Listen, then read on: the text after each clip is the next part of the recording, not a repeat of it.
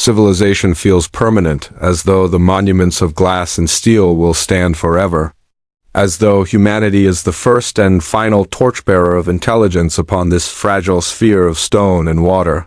Yet Earth is an ancient stage, older than imagination, and its memory runs deeper than our species dares to believe. Across jungles, ruins crumble beneath roots that weave like veins through forgotten walls. In deserts, once great cities dissolve into dust, their stories reduced to grains carried on the wind. Oceans rise and retreat, erasing entire landscapes, carrying away the traces of lives once lived. Fossils lie hidden in the rock, each layer a page of Earth's great archive, each stratum a whisper of worlds already gone. Humans measure history in centuries, empires in millennia. But the Earth does not think in such fragile scales. It speaks in billions of years, in tectonic drift, in the slow breathing of ice ages and fire.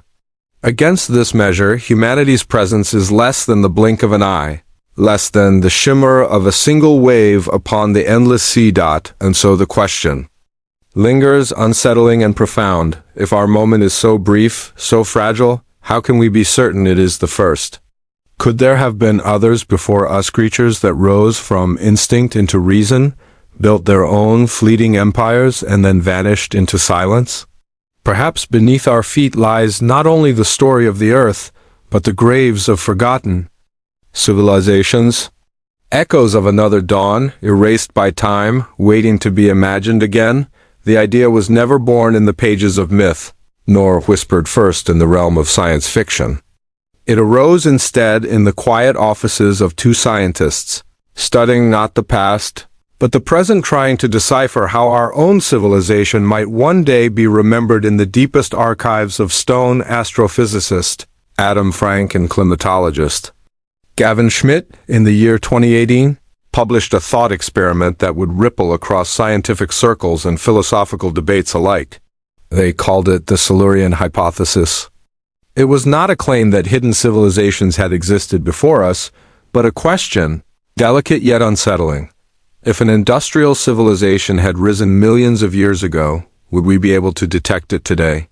The name itself was borrowed from fiction. In the 1970s, a British science series, Doctor Who, imagined an ancient race of intelligent reptilian beings, the Silurians, who thrived long before humans, retreating beneath the earth as time shifted beyond them. Frank and Schmidt invoked the term playfully, yet their question was serious, sharpened with the precision of scientific inquiry, for theirs was not the pursuit of monsters, but of memory, how the earth records and how it forgets humanity, with its skyscrapers, highways, satellites, and oceans of plastic, leaves a mark upon the planet that feels indelible. Yet even the pyramids, enduring as they are, represent only a blink of geological time. Within tens of thousands of years, our cities may be ground down by erosion, our machines consumed by rust, our digital archives lost to decay. In a million years, tectonic forces and the restless oceans may erase every trace, and in 10 million, not even ruins would remain. Only the chemistry of the rocks, perhaps, would whisper that something unnatural had once stirred. Doug Frank and Schmidt were climate scientists by training, and it was through the lens of Earth's atmosphere that their idea took form. They were studying what signs of our civilization might persist in the geological record: the sudden spike in carbon dioxide, the mass production of synthetic chemicals, the radioactive fingerprints of nuclear activity, the thin layer of plastic now embedding itself into soils and oceans. These signals, they argued, might endure long after every city has crumbled, and so they turned the thought backward. If the rocks of the future will preserve traces of us, could the rocks of the past hold traces of them, some unknown predecessor, erased by time? To frame such a question is to confront the immensity of Earth's age. The human story is measured in thousands of years, civilization in mere hundreds. But life has flourished here for billions. For almost all of that time, intelligence, at least as humans define it, was absent. Yet, if the universe has taught us anything, it is that what happens once may happen again. Stars are born, stars die, planets form, and life finds a way. Might not intelligence too rise more than once, even upon the same world? The hypothesis did not suggest a conspiracy of hidden ruins or alien overlords. It was instead a mirror held up to our own fragility. The Earth is an eraser as much as it is an archivist. It buries, grinds, and recycles its own crust. Continents drift, oceans open and close. Mountains rise only to be worn to sand. In this endless churning, how much of our own presence would remain if we, too, disappeared? To even ask the question required turning to geology, to the silent strata beneath our feet. The rocks remember climate shifts and extinctions. They remember asteroid impacts and volcanic cataclysms, but do they remember civilizations? That Frank and Schmidt proposed is the true test. The very act of framing the Silurian hypothesis struck a discordant note against scientific tradition. For centuries, the assumption had been that humanity was singular, that we were the first to rise to consciousness, the first to harness fire, language, and industry. The fossil record, as far as it could be read, bore no evidence to the contrary. But the fossil record is not complete. It is fragile, selective, blind to almost everything. Only a tiny fraction of creatures ever fossilize. Only certain environments preserve bone, shell, or leaf. The rest are erased, dissolved into nothingness. Entire species, entire epochs may have come and gone with little more than a chemical signature left behind. If fossils cannot be trusted to record all of life, could they be trusted to record civilization? This is why the Silurian hypothesis emerged not as a declaration but as a puzzle, a test of humility. It is a reminder that our story is written upon a planet far older than ourselves, and that Earth has seen ages rise and vanish before. In asking how a civilization might be recognized after millions of years, Frank and Schmidt shifted the conversation. No longer was the question merely about the Anthropocene, the age humans are carving into the planet. It became about deep time, about whether civilization is a rare spark or a recurring flame. Their paper concluded cautiously, if a prior civilization had existed, its traces would be exceedingly difficult to find. And yet, to imagine the possibility is to feel the precariousness of our own moment in history. We live as though permanent, but the rocks remind us otherwise. The Silurian hypothesis does not claim that others came before us. It asks only this: how would we know if they had? And in that question lies its haunting power.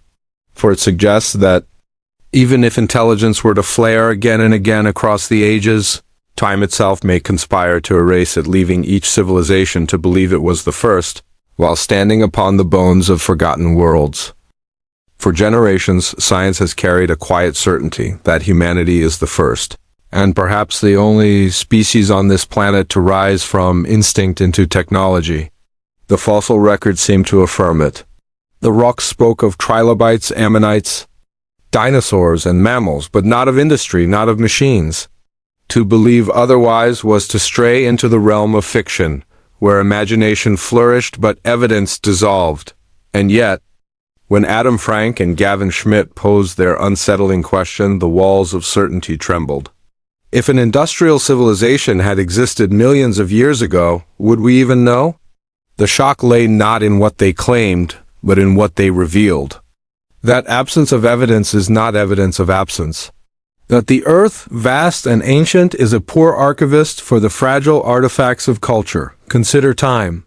Humanity's recorded history stretching back perhaps 5,000 years is less than a heartbeat compared to Earth's 4.5 billion year span.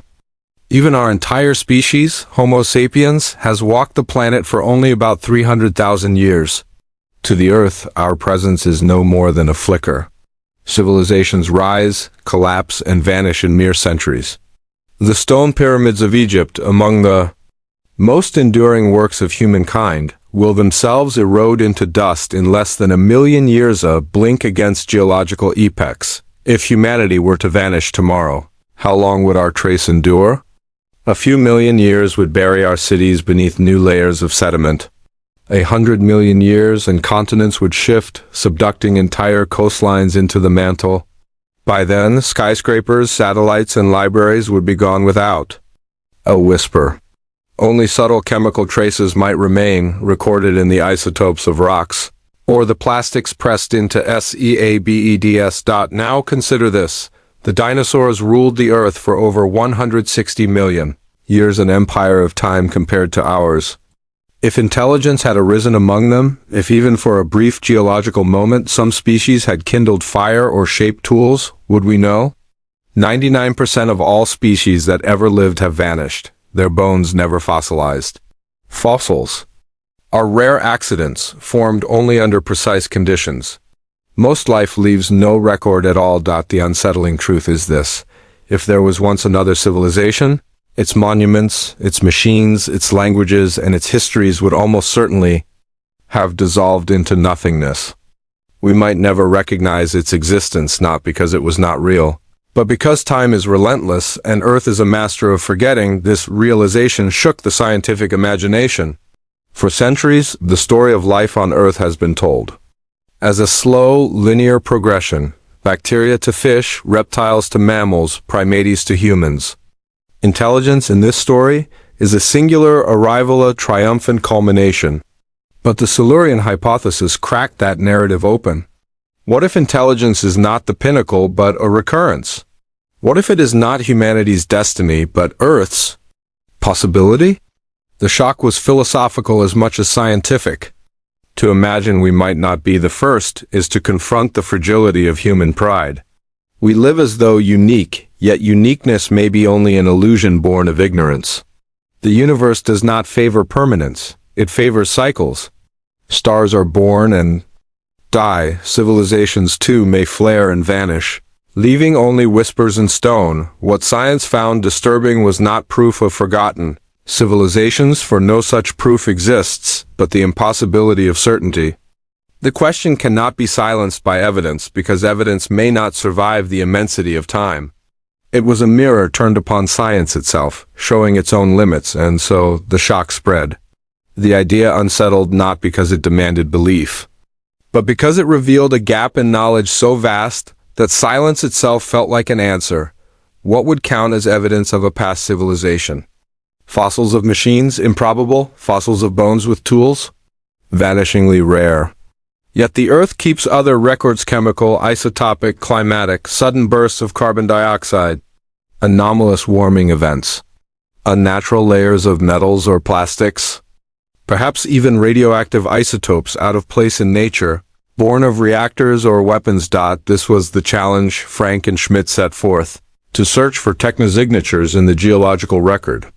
Not in alien worlds, but here beneath our very feet. The unsettling question remains: if we were not the first, how would we know? It is a question that blurs the boundary between science and philosophy. It forces us to see humanity not as destiny, but as chance. Not as the inevitable crown of evolution, but as one possible outcome, fragile and brief. In the endless play of time, the Silurian hypothesis did not proclaim that civilizations had lived and died before us. It revealed that we cannot rule it out. And in that revelation lies its deepest terror, because it forces us to imagine that we, too, may one day be forgotten, our existence erased as thoroughly as any who may have come before, for in the silence of stone, certainty is an illusion. If the Earth keeps secrets, it keeps them not in ruins or artifacts, but in stone.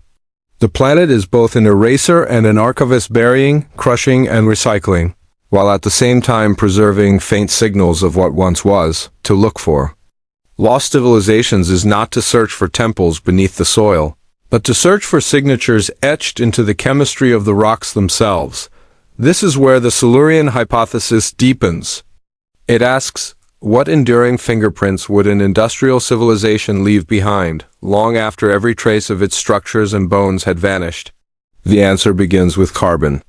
Modern humanity has altered the balance of carbon isotopes in the atmosphere through the burning of fossil fuels.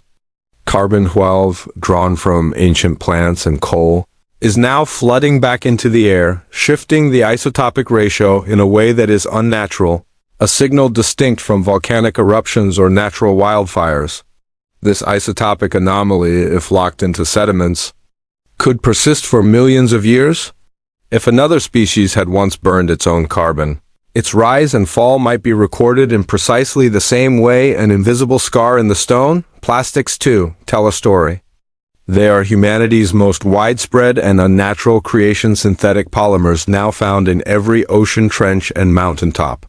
Already, sediments on beaches are binding with plastic to form plastiglomerates, stones infused with human-made polymers. These hybrid rocks could survive deep into the future, relics of an age when chemistry was bent to the will of industry.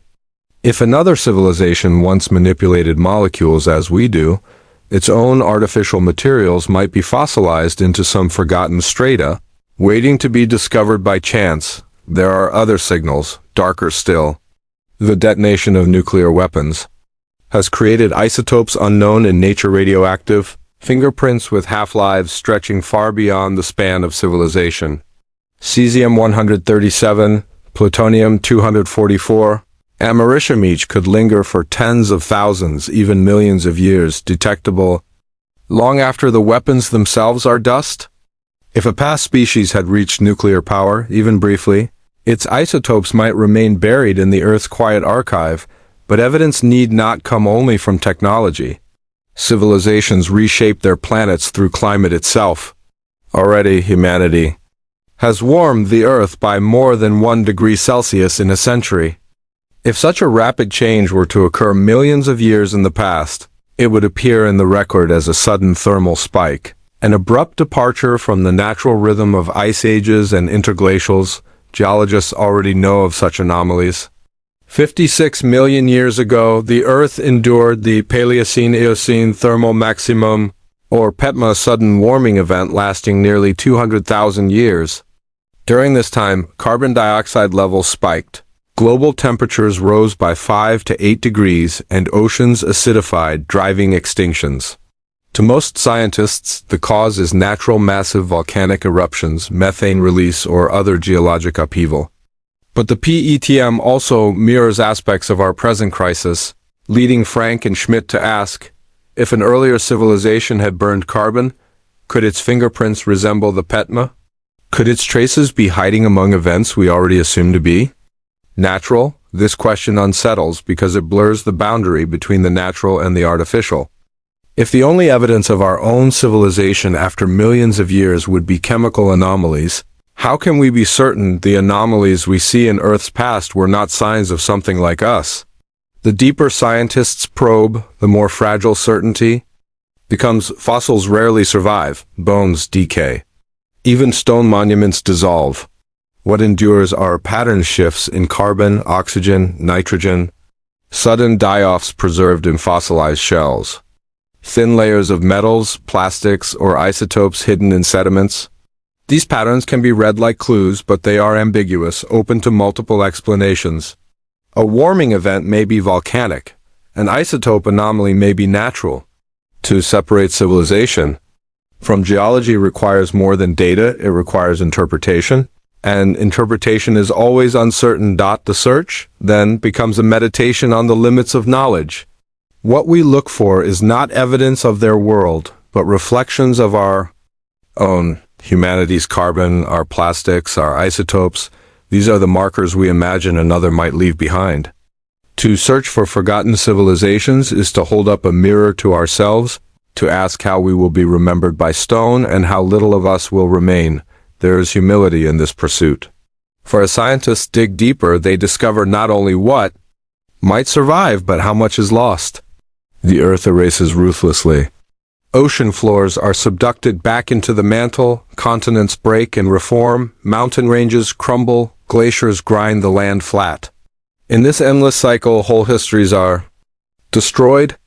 99% of species are gone, and most left no trace. Civilizations brief and fragile are even less likely to endure, and yet, within this fragility lies the very heart of the mystery.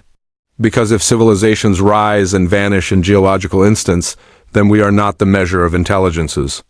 Permanence. We are only one chapter, perhaps not even the first. The Silurian Hypothesis does not claim certainty. It offers instead a question sharpened by geology and deep time. When we see strange anomalies in Earth's memory-warming events, chemical shifts, sudden die-offs, are we seeing nature alone, or could we be glimpsing shadows of civilizations? Erased before ours?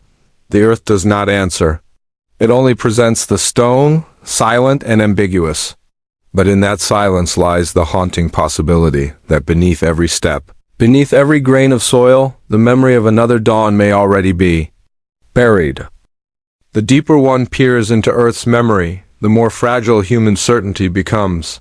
What began as a scientific exercise, the search for faint fingerprints of civilization, grows into something heavier, more haunting. For time itself is not a gentle guardian of history, it is a devourer. It erases, it swallows, it transforms, and in this relentless erasure the possibility of forgotten civilizations becomes not only conceivable, but profoundly unsettling. Consider the scale of deep time. Humanity's entire story, every empire, every city, every life exists within a fragment of a fragment. If the Earth's age were compressed into a single year, then all of recorded history would occupy the final seconds before midnight on December 31st. Dinosaurs. The rulers of a former age vanished 5 days earlier. The first life, microbes, in a primeval sea appeared in March. Against this cosmic calendar, our presence is less than a breath. Less than the faintest flicker of a candle in the wind. What, then, becomes of civilizations when measured in this way? If another species rose millions of years ago, even for 1,000 centuries, their empire would be no more than a line of ink upon a page that has since been burned. Geology tells us why. Continents shift and collide, devouring coastlines and raising mountains that will, in turn, crumble into dust. Ocean floors are dragged beneath the crust, carrying with them whatever records they hold into the furnace of the mantle. Ice sheets grind continents flat, glaciers scouring landscapes until no trace remains. In the slow churn of tectonics and erosion, permanence is an illusion. Even our most enduring works cannot escape this fate. The pyramids of Giza may endure for tens of thousands of years, perhaps even longer, but in 1,000,000 years they will be weathered into shapeless hills. In 10 million years they may vanish entirely, indistinguishable from natural stone. Cities will be gone, satellites reduced to dust, libraries dissolved into soil. Only chemistry, only subtle isotopic scars in the stone may survive, and here lies the terrifying symmetry. For when geologists examine the past, they do find such scars: sudden warming events, carbon shifts, mass extinctions that unfold with alarming speed. The Paleocene-Eocene thermal maximum is one. But there are others: the mid-Miocene warming 15 million years ago, the Permian extinction 252 million years ago, when 90% of species perished. Each event has natural explanations: volcanoes, methane release, asteroid impacts. Yet each also carries the shape of something disturbingly familiar: rapid climate change, planetary crisis, ecosystems collapsing under sudden stress. Could these events be entirely natural? Almost certainly. But the haunting truth of the Silurian hypothesis is that certainty is not absolute. If another civilization had once burned carbon, if it had once warmed the Earth beyond its balance, its signature would be indistinguishable from many of these ancient events. And so the mystery deepens. What we see in the rocks may be nature alone, or nature and something more, something forgotten. The ambiguity itself is what unsettles. Because if we cannot tell the difference between natural upheaval and the legacy of industry, then even our own fingerprints may one day be misread, mistaken for volcanic fire or shifting seas. Our entire presence might be rewritten as geology, our story reduced to a line in stone without a name. This realization is not only scientific, it is existential. It forces humanity to confront its own fragility, its own impermanence. We speak of progress as though it were eternal, as though our technology ensures our survival. Yet deep time teaches otherwise. Civilizations may not last. They may bloom, burn, and vanish, leaving only silence behind. If others came before us, then we are not unique. If others did not, then perhaps we are the first, and the silence of deep time is a warning. For what is erased once can be erased again. This is where the mystery sharpens into something almost terrifying: the possibility that civilization is not the destiny of intelligence, but a phase of brief fever that flares and vanishes, leaving little trace. Stars live and die. Species live and die. Perhaps civilizations too are destined to appear and fade again and again. Across the ages. To imagine this is to see humanity in a new light. We are not a permanent crown upon evolution's tree, but a fragile branch swaying in a storm far larger than ourselves. The earth has endured mass extinctions, cataclysms, upheavals beyond comprehension. It will endure long after us. And perhaps it has endured others before. The rocks remain silent. They do not confirm. They do not deny. But their silence deepens the mystery.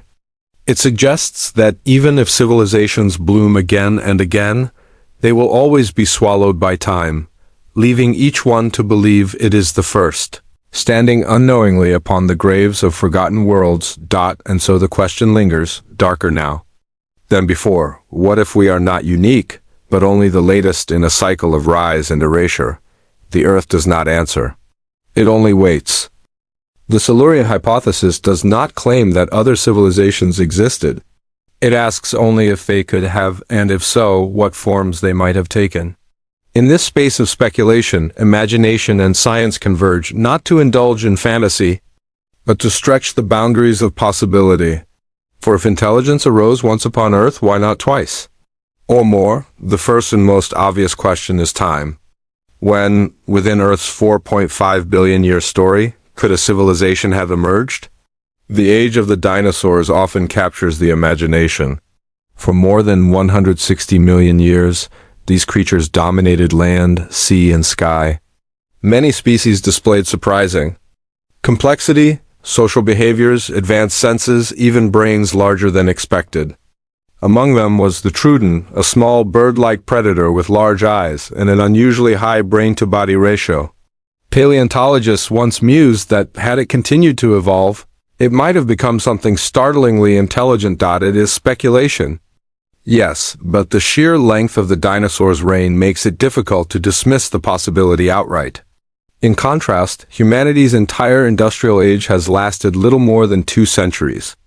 If a species like trudon had evolved tools, language, and industry in the tens of millions of years available to it, its rise and fall could have passed into oblivion long before the first humans appeared. Another possibility lies not on land, but in the sea. Ocean life has flourished far longer than terrestrial. Cephalopods, such as octopuses and squids, already demonstrate remarkable intelligence, tool use, problem-solving, even displays of what some describe as curiosity or play. Their lineage extends back hundreds of millions of years. Could a seafaring civilization, without cities or stone monuments, have risen in some forgotten ocean epoch? If so, the evidence would be even more elusive. The ocean floor is continually recycled into Earth's mantle. Whatever traces they left would now be molten, erased beyond recovery. Others speculate about mammalian forerunners. Long before humans, there were epochs where mammals flourished after mass extinctions. Could intelligence have sparked briefly among them, in forms we no longer recognize? The fossil record is silent.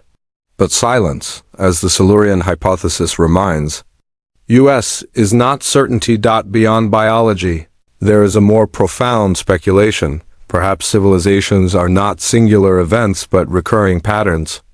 Just as stars ignite wherever conditions allow, perhaps intelligence is an emergent property of complexity. If so, Earth may be not the host of one civilization, but of many, each separated by deep epochs, each erased by time. This reflection grows even sharper when set against the backdrop of astronomy. Humanity has begun searching the skies for exoplanets, worlds circling distant suns, seeking signs of life and civilization. Astronomers speak of technosignatures, atmospheric imbalances, waste heat, radio emissions, or planetary modifications that reveal the presence of industry. We ask, how would we detect alien civilizations across the gulf of light years? But the same question folds back upon us. If we seek technosignatures elsewhere, why not here in Earth's own past? If another civilization had once burned coal, mined metals, or altered its climate, the signatures might look identical to the signals we hope to find on exoplanets. A planet scarred by warming, An atmosphere laced with chemical anomalies, oceans acidifying, forests vanishing. From space, it would look like a world in transition, a world reshaped by intelligence. Speculation extends further still into the domain of the Fermi paradox. If the universe teems with habitable worlds, where are all the civilizations? Why? Is the sky so silent? Some suggest that civilizations destroy themselves quickly, consumed by the very technologies they create. Others propose that civilizations are brief by nature, rising and falling before leaving lasting marks.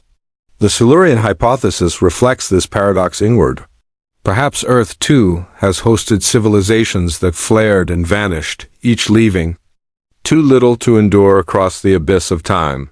There are those who argue against the possibility. Evolution, they remind us, shows no sign of prior civilizations. No tools, no bones, no fossils of machines. Intelligence, they insist, is rare, perhaps unique. But even among skeptics, the unease lingers. The fossil record is incomplete, selective, fragile. 99% of all species that ever lived are gone without trace. How, then, can we demand certainty that no intelligence ever walked this earth before us? The silence of stone does not settle the question. It only sharpens it. To entertain. Such speculation is not to abandon science.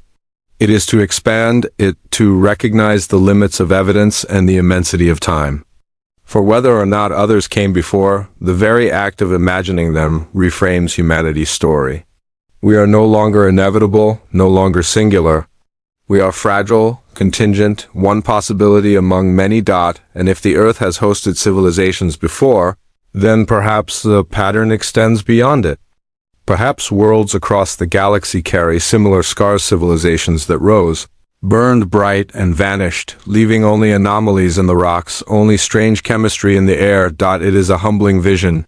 Humanity, so convinced of its uniqueness, becomes instead a participant in a cycle, a rhythm of intelligence that blooms and disappears. Like flowers in a desert that forgets each spring as soon as it passes, the Silurian hypothesis does not declare this cycle to be real. But it asks us to imagine it, and in that imagining to see ourselves differently. To see our civilization not as eternal, but as fleeting. Not as the first, but perhaps one among many. And with that realization comes a final, sobering thought.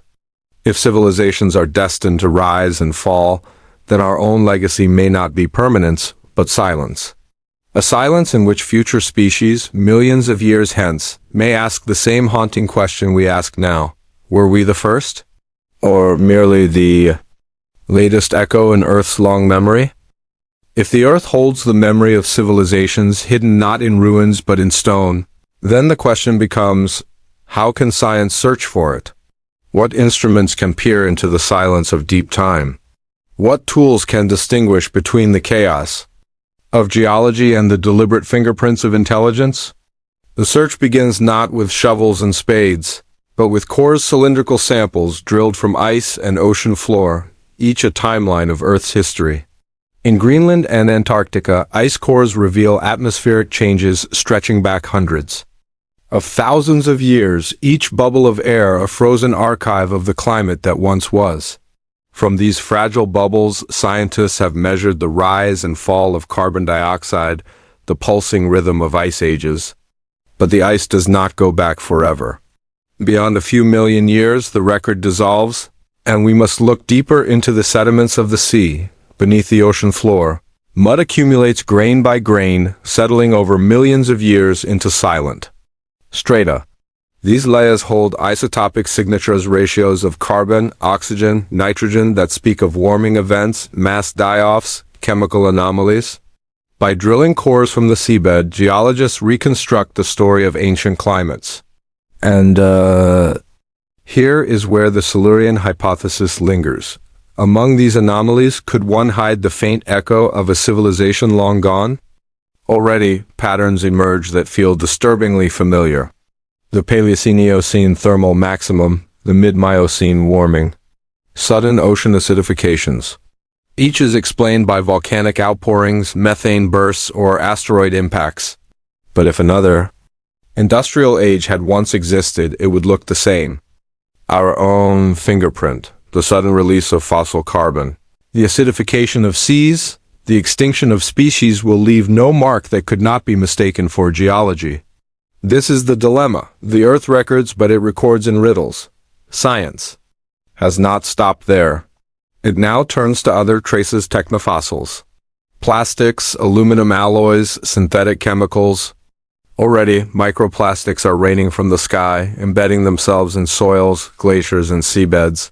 These polymers may persist for tens of millions of years, transforming into strange new stones, plastiglomerates, that will outlive every human monument. If a future civilization were to find them, they would know that something unnatural had once moved upon this planet. If another civilization had come before us, perhaps its own artificial matter lies hidden in rock, waiting for discovery. Nuclear isotopes tell another tale. In the mid-20th century, above-ground nuclear tests seeded the Earth with a radioactive fingerprint cesium, plutonium, strontium elements unknown in nature. These isotopes, some with half-lives stretching across millions of years, will remain detectable long after our cities are gone.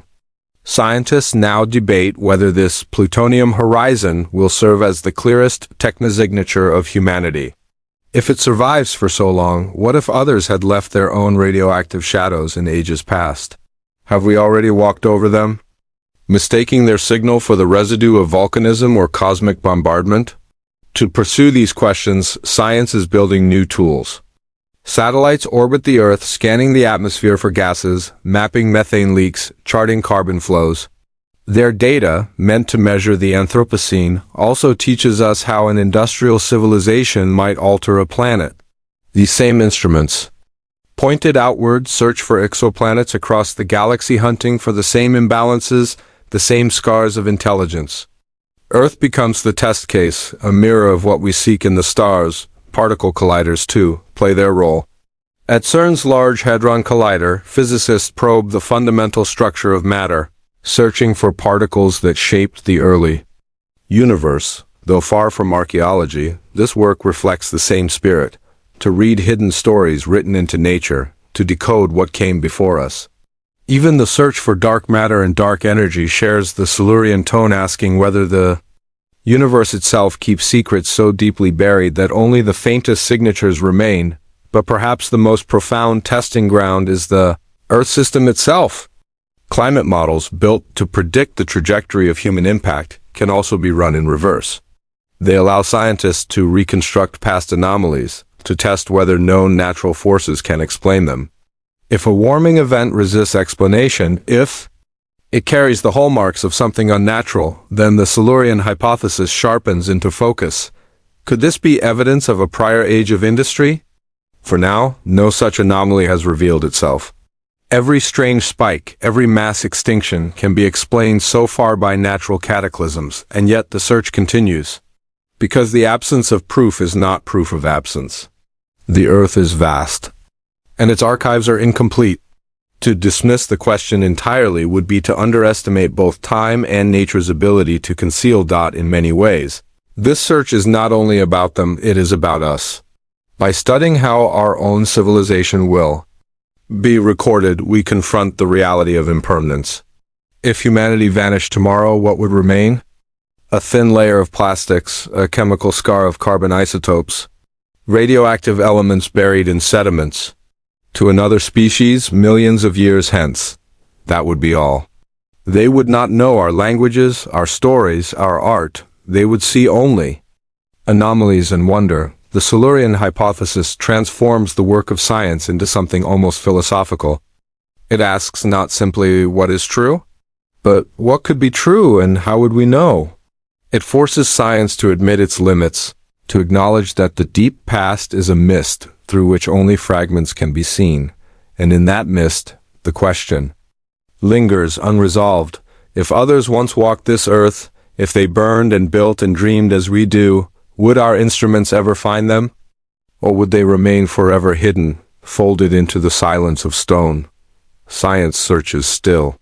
The tools sharpen, the data grows, the archives of ice and sediment lengthen year by year. Yet the mystery remains, suspended between what can be known and what must only be imagined, for now the earth keeps her secrets. Civilizations believe themselves eternal. Every empire, every people, every age has carried the same illusion that its monuments will stand forever, that its knowledge will never fade, that its voice will echo endlessly across time. Yet the earth tells a different story. It whispers of impermanence. It teaches, through stone and fossil, that nothing endures unchanged. Species vanish, oceans rise, mountains fold back into the crust. Even the sky itself shifts with the slow drift of the stars. What, then, is civilization? Is it a culmination or merely a phase? The Silurian hypothesis does not simply ask whether another industrial species once walked this world. It asks something deeper, something more haunting. What if intelligence itself is not unique but cyclical? What if the rise of reason and industry is less a singular miracle than a recurring pattern, an echo repeated across geological time? To reflect on this is to confront our own fragility. Humanity measures its reign in 10,000 years of recorded history, less than a blink against Earth's 4.5 billion. If another species once rose, flourished, and perished long before us, then what does that say about our future? Are we destined to vanish, leaving only a thin scar in the rocks, a whisper in the sediments? Already the Earth has endured 5 great mass extinctions. Each swept away the dominant forms of life, clearing space for new beginnings. Could one of those extinctions have erased not just creatures but cultures? Could an ancient intelligence have been extinguished so completely that it left no ruins, no writings, no memory, only the faintest geochemical trace? If so, then humanity is not a miracle but a repetition, not the first dawn but another twilight, waiting to fade. This reflection forces a darker question. If civilizations are only phases, what governs their end? Is it catastrophe from without, asteroid, eruption, cosmic accident? Or is it collapse from within, consumption of resources, destabilization of climate, the silent hand of entropy turning complexity into ruin? The Anthropocene is already offering clues. Rising seas redraw coastlines. Carbon reshapes the atmosphere. Plastic embeds itself into the skin of the planet. These are the very signatures future archaeologists or future species would one day seek.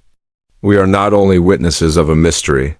We are also its architects, carving our own layer into Earth's deep time.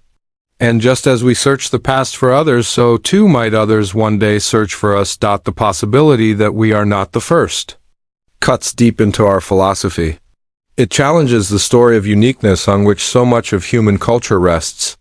Religions, mythologies, even science itself has often cast humanity as exceptional alone in its capacity for thought, for technology, for art. But if others have come before, then intelligence is not ours alone. It is a thread woven into the fabric of life, emerging again and again when conditions allow.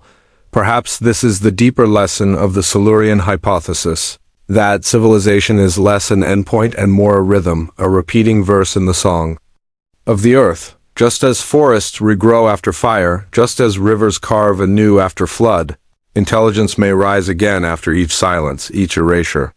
We may simply be part of that rhythm, unaware of the verses that came before us, but there is also hope in this reflection.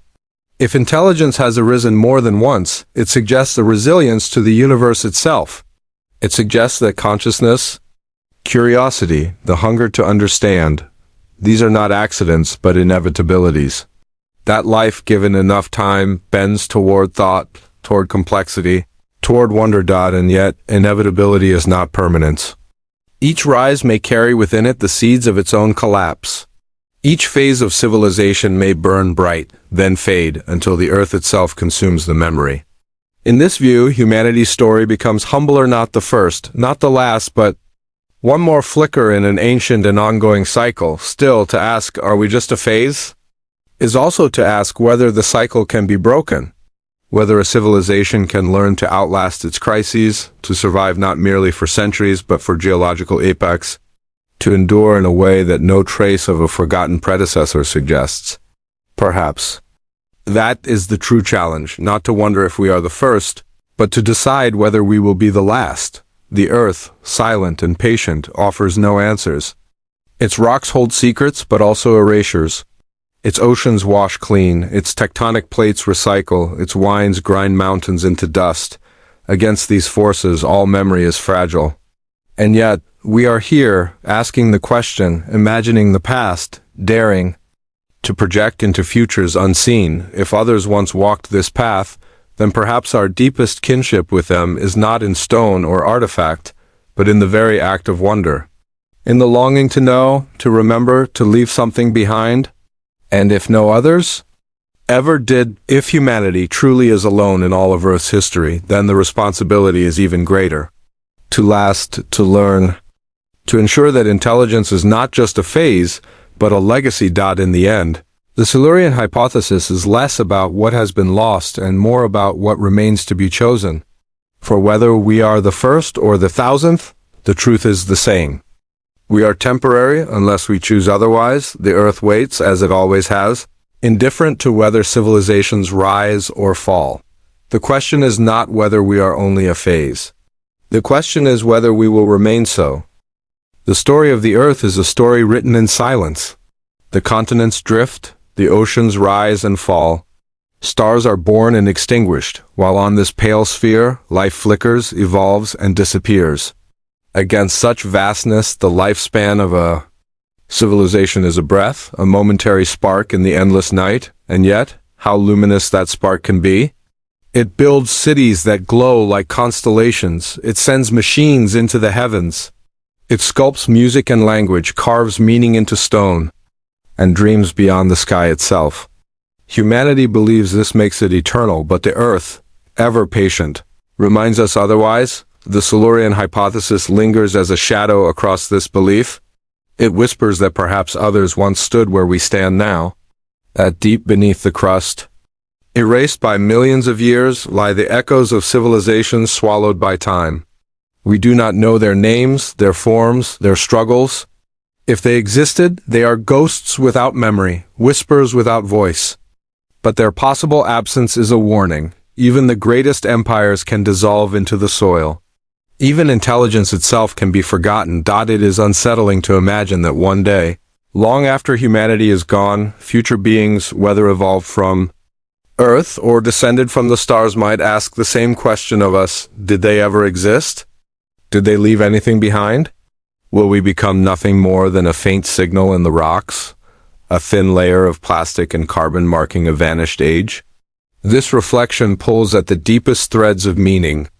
Civilization is not just a collection of machines and monuments. It is a fragile conversation across time, a promise to the future that we once dreamed, once wondered, once dared.